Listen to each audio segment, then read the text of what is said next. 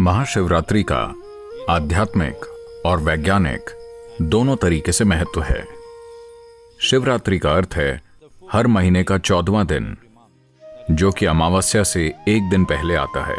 एक वर्ष में 12 से 13 शिवरात्रियां होती हैं। इन सभी शिवरात्रियों में से वो शिवरात्रि जो फरवरी मार्च के माघ महीने में आती है, उसे महाशिवरात्रि कहते हैं। ग्रह के उत्तरी गोलार्ध में उस दिन इंसानी सिस्टम में ऊर्जा स्वाभाविक रूप से ऊपर की ओर बढ़ती है। हर एक जीव अपने भीतर ऊर्जा को ऊपर की ओर बढ़ते हुए महसूस करता है। इस ऊपर उठती हुई ऊर्जा का केवल वो ही प्राणी सही से उपयोग कर सकते हैं जिनकी रीढ़ की हड्डी सीधी है।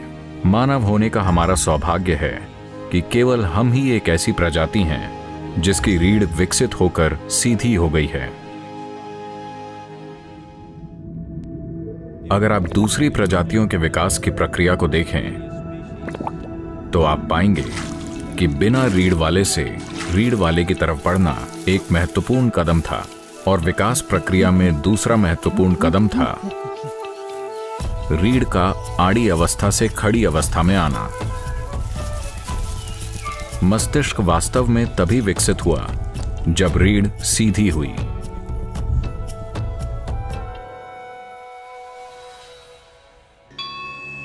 जैसे कि महाशिवरात्रि की रात में ऊर्जा स्वाभाविक रूप से ऊपर की ओर बढ़ती है, रात भर रीढ़ को सीधी रखने से जबरदस्त लाभ होता है। ये उनके लिए विशेष रूप से फायदेमंद है जो खासकर आध्यात्मिक मार्ग पर हैं, पर यह उन लोगों के लिए भी महत्वपूर्ण है जो पारिवारिक स्थितियों में हैं, और साथ ही दुनिया में उन लोगों के लिए भी जो महत्वाकांक्षी हैं। आध्यात्मिक मार्ग पर चलने वालों के लिए, योगियों के लिए, ये वो दिन है जब शिव अपने भीतर की सभी हलचलों के परे चले गए और पूरी तरह से स्थिर हो गए।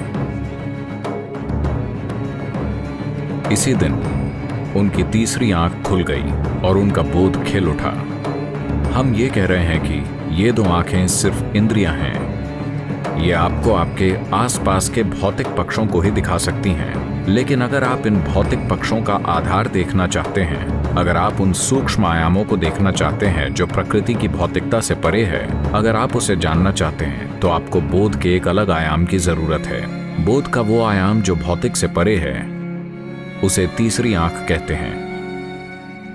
तो ये वो दिन है जो आपके तीसरी आंख खोलने या आपके भीतर बोध के गहरे आयाम को उजागर करने की यात्रा को सहज बनाता है।